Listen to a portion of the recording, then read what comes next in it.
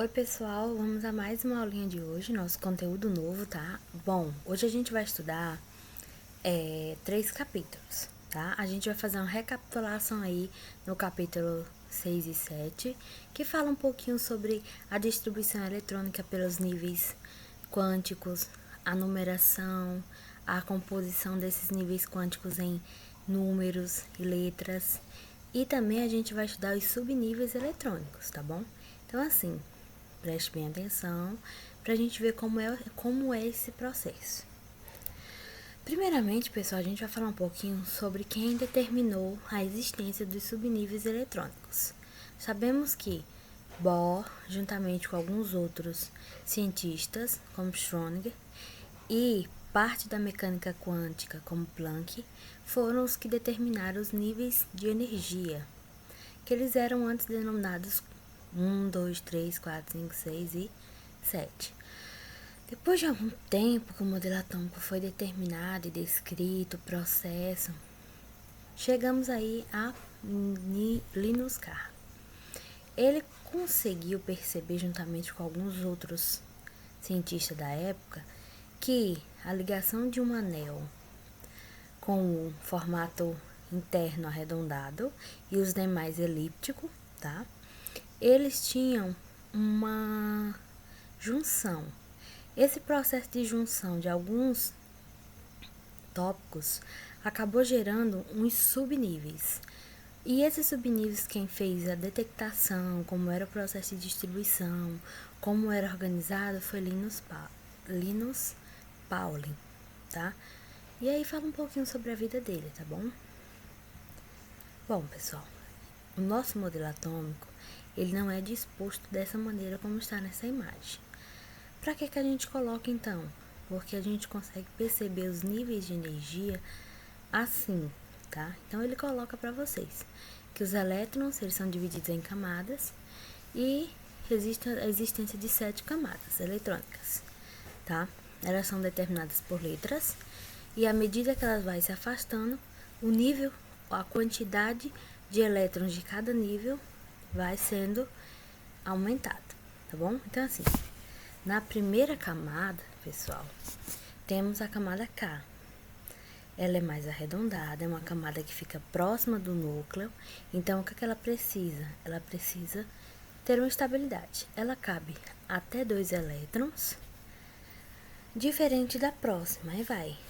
L, M, N, O são maiores, vão ter formato elíptico.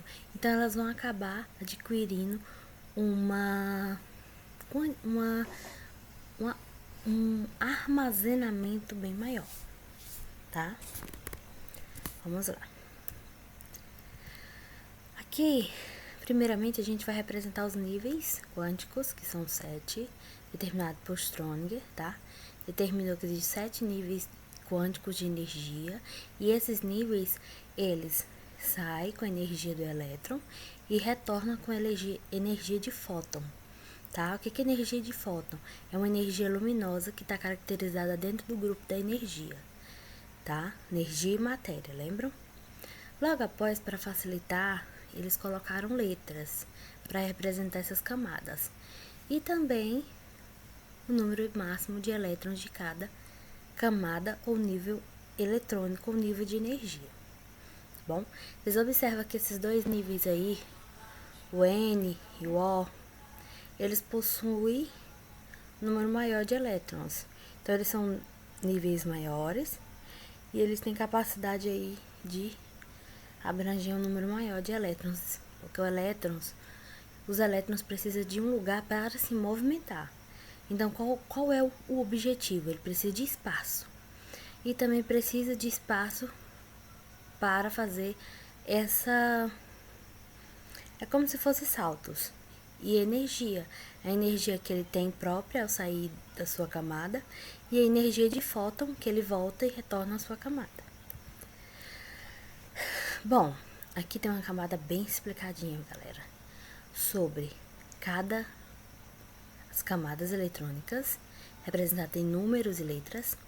Temos o número máximo de elétrons que cabe em cada camada, e temos os subníveis de energia, que é determinado por Pauling, tá? Eles são representados pelas letras S, P, D, F. E você observa aí que ele tem um S, primeira camada. S significa o subnível de energia e o 2 em cima significa que ele suporta até 2 elétrons. Então, você vai olhar lá no número máximo de elétrons das camadas e você observa que está batendo a quantidade, não tá? Ótimo. Segundo nível de energia, ou segunda camada eletrônica, ele vai ter 2s, que tem quantos elétrons? 2, mais 2p6, que tem quantos elétrons? 6. 2 mais 6 é igual a 8. Lembrando que a quantidade que você soma nos subníveis tem que estar presente lá nos níveis, tá? Se não estiver batendo, significa que tem alguma coisa errada. Normalmente, a gente já faz a distribuição utilizando o processo de Pauling. Mas se você tiver dúvida, você pode fazer por essa tabela aqui, que fica mais fácil.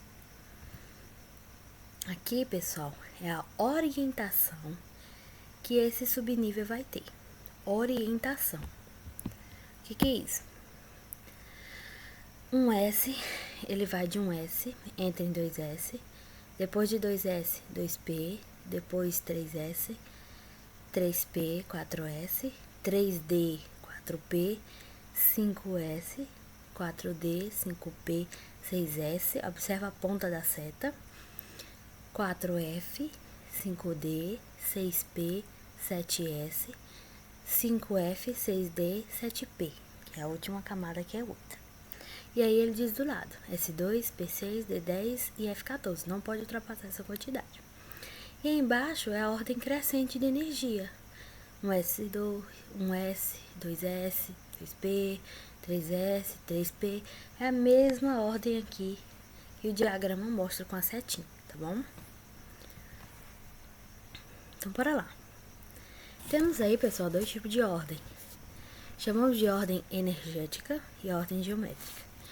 A distribuição eletrônica ela é usamos um diagrama de Linus e é sempre feita dessa maneira, mas pode ser apresentada em duas formas, a energética e a geométrica.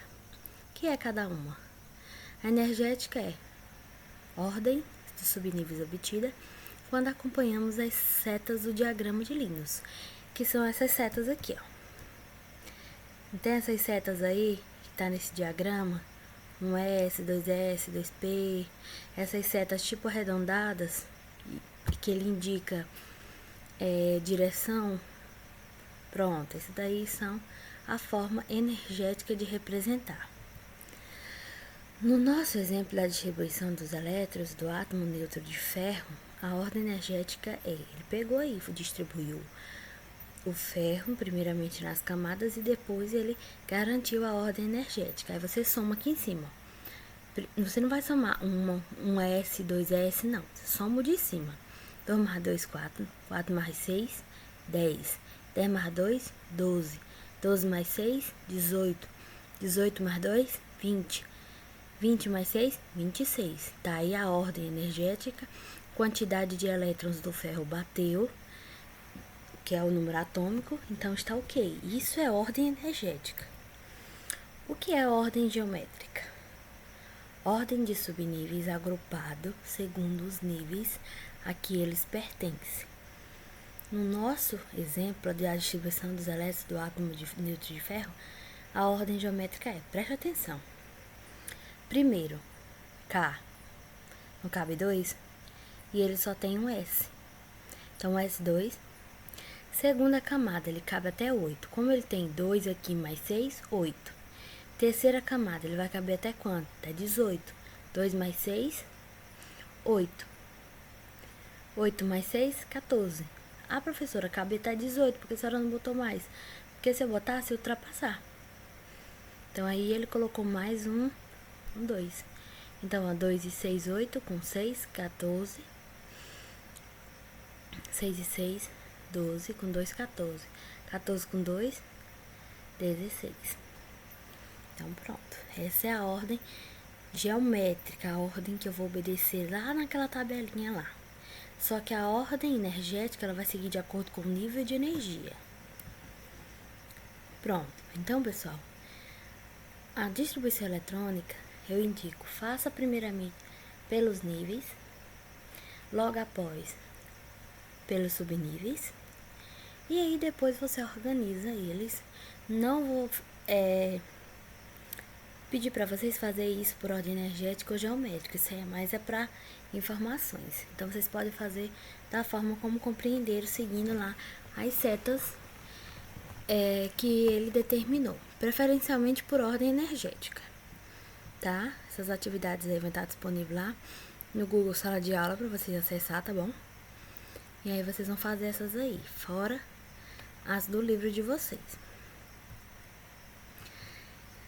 Terminando aqui a distribuição, galera, que ela é bem simples, ela é mais prática, então vocês vão começar a praticar a distribuição eletrônica até conseguir acertar, utilizando esses pontos aí que foram citados. A gente vai lá pro capítulo 8, classificação periódica dos elementos. A gente vai reconhecer ou relembrar conceitos sobre a nossa tabela periódica, que vocês já tiveram introdução sobre esse capítulo. A gente vai somente à parte 1 do capítulo 8, a parte que fala sobre raio atômico, propriedades periódicas, propriedades aperiódicas, a gente vai ver em outro momento, tá? Bora lá. Muitas propriedades físicas e químicas dos elementos variam periodicamente em função de suas massas atômicas. Isso a gente já sabe, não é assim? Ótimo. Isso aqui é só para determinar para vocês como é o processo de determinação da organização das tabelas. As propriedades físicas e químicas dos elementos variam periodicamente em função de seus nêutrons atômicos. Então, ela pode alterar de acordo com a massa dos nêutrons, que isso vai implicar mais em relação ao raio atômico, eletronegatividade, eletropositividade e outros detalhes a mais. Observa aí a tabela, galera. O que são períodos, o que são determinando quantos períodos tem. Então, ó, K1, L2, M3, N4, O5, P6 e Q7. Vocês vão ver a relação que a tabela periódica tem com os subníveis de energia, além dela ter com os níveis de energia, tá? Então, aí, ó, primeiro período, segundo período, terceiro período, quarto período, tá vendo? Quinto período, sexto, sétimo. E eu tenho um grupo lantanídeos e actinídeos. Eles pertence ao sexto período, o lantanídeos, e os actinídeos pertencem ao sétimo nível. Então, a gente possui no total de 7 períodos na tabela periódica, tá? Agora, pessoal, antes da gente entrar sobre as caracterizações dessa tabela, a gente vai falar um pouquinho sobre a evolução da tabela, que é importante, tá? Esses autores aí, data de nascimento e de morte, eles contribuíram grandemente para a determinação do modelo atômico. Tá? Então, a gente vai ver um pouquinho sobre eles e qual era a ideia que eles tinham sobre o modelo atômico. Pronto. Temos aí a teoria desenvolvida por Dobereiner, que ficou conhecida como tríades de Dobereiner, que ele organizava os elementos em tríades, ou seja, em 3, e ele fazia, como é que ele sabia que o elemento tal se juntaria com o outro? Ele pegava o número de massas que era conhecida, pegava a primeira, a última, somava, fazia uma média aritmética e ele obtinha o resultado da segunda, ou um resultado aproximado da segunda, do segundo elemento. Então, ele criou a tabela em formato de tríades, ou seja, em formato de 3 em 3. Foi conhecido como tríades de Dobereiner. Essa teoria não foi muito à frente porque ele não tinha muito critério de avaliação, tá, galera? Vou mostrar pra vocês aqui a imagenzinha. Olha, ó, primeira tríade de Dobereiner. Ele pegou o cálcio, ele somava com o bário, que era o último, e dividia por 2 e ele obtinha uma massa próxima a 87,63, que era uma média aritmética. Então, aqui era como ele organizava os elementos, tá?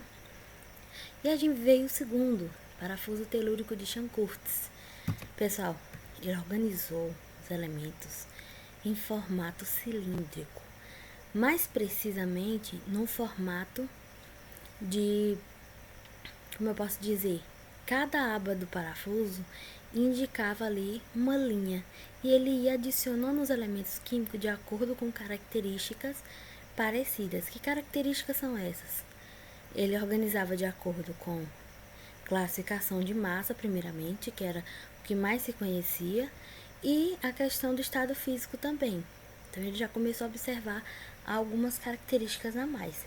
Mesmo que essas características ainda não eram suficientes para organizar os elementos em uma só tabela, porque faltavam muitos elementos ainda. Aí a gente vai para o próximo, Lei das Oitavas, que foi desenvolvida por Newlands. Pessoal, Newlands foi bem interessante. Ele pegou as camadas eletrônicas, que foi definida os níveis, e ele desenhou em formato de... Pronto, pessoal. Continuando. Então, o Newlands, ele organizou os elementos no formato ou na quantidade de as notas musicais. Que aqui, ó, você pega Dó, 1, Ré, 2, Mi, 3, Fá, 4, Sol, 5, Lá, 6, Si, 7, Dó, 8. Então, ele colocava os elementos em 8. Aí, quando acabava o 8, ele voltava de novo e organizava de 8 em 8. Por isso foi conhecido como Lei das Oitavas, inspirado pelas notas musicais, utilizando critérios parecidos. Que critérios? Característica de massa, estado físico e outros detalhes a mais. Pronto. Essa tabela aqui, galera, foi a tabela que mais se aproximou da nossa última tabela, tá? Essa ela foi desenvolvida por Mendeleev. Mendeleev, ele construiu uma tabela dividindo a série, como se fossem os períodos que a gente estudou e viu lá na estrutura inicial, e os grupos, que hoje ele se atende, além de grupos, ele se atende como família. E ele foi organizando os elementos que tinham características parecidas, número atômico, ele tinha uma informação a mais sobre esses elementos. Os que ele não conseguia, ele deixava um lugarzinho espaçado para que o cientista futuramente que viesse anexasse aí na sua tabela. E os outros foram inspirados pela tabela de Mendeleev. Pronto. Por que a tabela de Moseley está aqui? Bom, pessoal, Moseley teve uma grande contribuição na tabela devido às últimas duas linhas. Foram os lantanídeos e os actinídeos. Esses elementos eles foram mais raros de achar e eles tinham uma dificuldade na sua constituição, devido a eles se organizarem de forma diferenciada, não ter uma característica muito parecida com os outros elementos, então eles organizaram elas separadamente. Então aí fala, tabela que conhecemos atualmente, ela se inspirou na de Mendeleev e na de Moseley, a organização dos elementos em ordem crescente de número atômico, ou seja, hidrogênio 1, lítio 2, e aí vai. Lítio 3, e aí vai descendo essa quantidade, número crescente. Organização em períodos e família, que foi um pouquinho que Mendeleev tentou fazer, o Moseley só terminou, tá? A tabela ainda não tinha cor, não tinha uma definição bem em 3D como tem hoje, mas foi a tabela próxima ou parecida com a nossa atualmente. E aqui tá. Professor, mas a distribuição ela não está feita apenas pelos níveis? K, L, M, N, O, P, Q? Não, galera. Ela também pode ser feita pelos subníveis, observa. Os primeiros elementos que tem números atômicos menores, ele corresponde ao S, que é o subnível eletrônico menor, tá? O P, vocês observam que ele está caracterizando os elementos, além de ser pertencente aos gases nobres, os outros elementos ali ao redor. O D, que são os de transição, e o F, que são os lantanídeos e os actinídeos, que se a gente for distribuir cada elemento desse primeiro pelos níveis e depois pelos subníveis, e aí você observa como ele aparece. Pronto, classificação da tabela. Temos uma classificação chamada de metais de transição externa. Os metais, eles caracterizam-se pelo fato de apresentarem os elétrons de diferentes, ou seja, o mais energético no subnível, que no caso seria o D. E além disso, galera, os metais de transição, eu posso falar para vocês, dá para fazer a distribuição eletrônica pelo subnível, ó, um S, 2S, 2 mais 2, 4, mais 4 mais 6, 10, 10 mais 2, 12, 12 mais 6, 18, 18 mais 2, 20, 20 mais 1, 21. Tá vendo? Eu posso colocar 3 no S2? Não posso, porque ele só cabe 2. Tá bom? Então, assim, na distribuição eletrônica do escândio, o elétron de diferenciação se encontra no subnível D, que ele é um subnível mais. Os metais de transição externa estão dispostos nos grupos de 3 a 2. Metais de transição interna, ou seja, tem adentros. Os metais eles internam uma caracterização pelo fato de apresentarem o elétron de diferente, ou seja, mais energético no subnível F. Então, diferente do transição externa, ele vai ser mais energético do que na transição interna. E você observa que ele só sobra um também no final. Mas em relação ao de transição externa, ele vai ter uma energia muito maior. O livro de vocês tem tudo isso detalhado. Aqui a gente só tá fazendo uma revisãozinha, tá? Então, bora lá. Tabela periódica atual. Azul, gases nobres, tá? Temos os não metais, ou chamamos de ametais. Fica bem próximo dos gases nobres. Essa parte toda roxa aqui, toda, ele vai ser metais, como a legenda diz. E o hidrogênio, que não se caracteriza nem como metais e nem como metais, nem como gases nobres. Pronto. Aqui é a classificação das tabelas. A tabela ela tem 7 linhas ou períodos. 7 linhas ou 7 períodos. Isso, você observa a direção que ele está indo, né? E ele possui 18 colunas ou 18 famílias, que foi como Mendeleev começou a organizar. A tabela periódica possui 112 elementos, sendo 87 metais. O que são metais? Conduzem o calor e eletricidade com facilidade. Ele possui 11 não metais, que faz o contrário dos metais, não conseguem ou não têm capacidade de conduzir nem calor e nem eletricidade. E temos 6 elementos que são caracterizados como os gases nobres e são isolados na natureza devido a terem macromoléculas monoatômicas. O que é isso? Os gases nobres, todos eles, possuem a última camada estável, com 8 elétrons, e ele já vem de natureza estabilizado, que é a regra do octeto.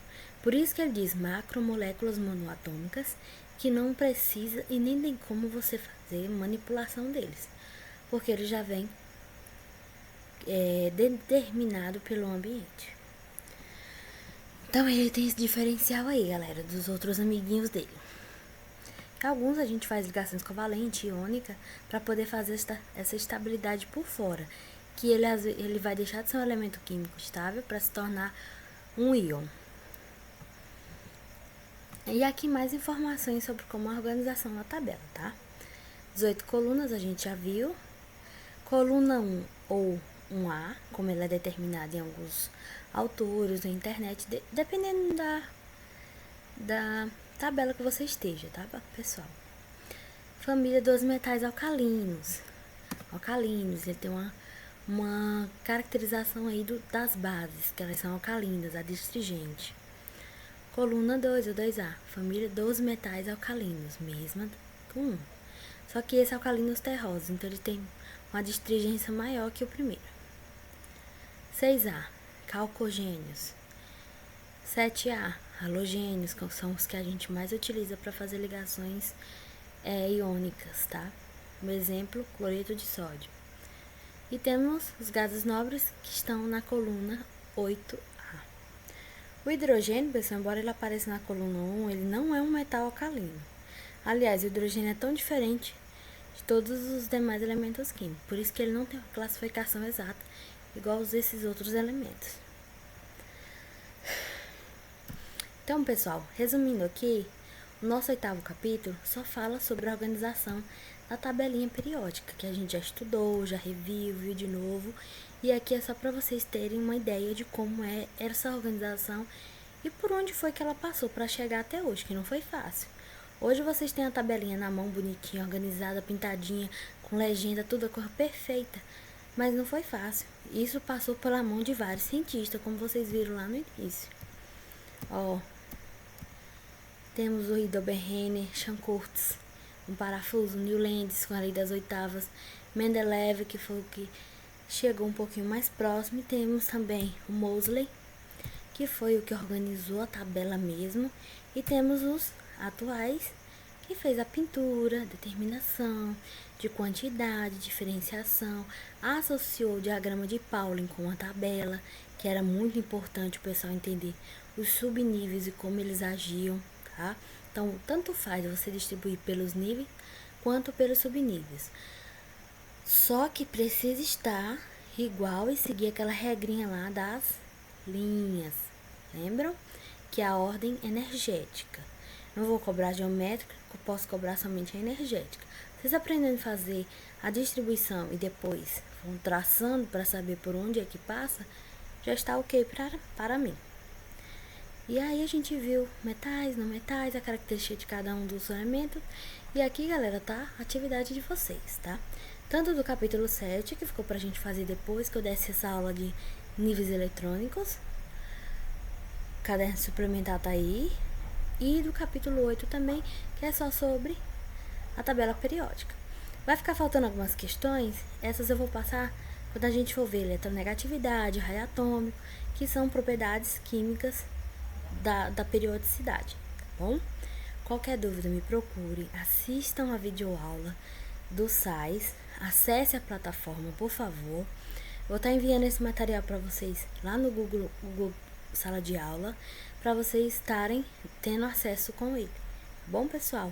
Então, a gente vai ficar por aqui com a nossa aulinha de hoje, essa aulinha de química, tá? E na próxima aula a gente retorna com mais um conteúdo novo. Também, pessoal, vou mandar a correção das outras atividades lá pelo Google Sala de Aula. Então é importante vocês fazerem também, tá bom? Então, tchau, tchau e até a próxima aula.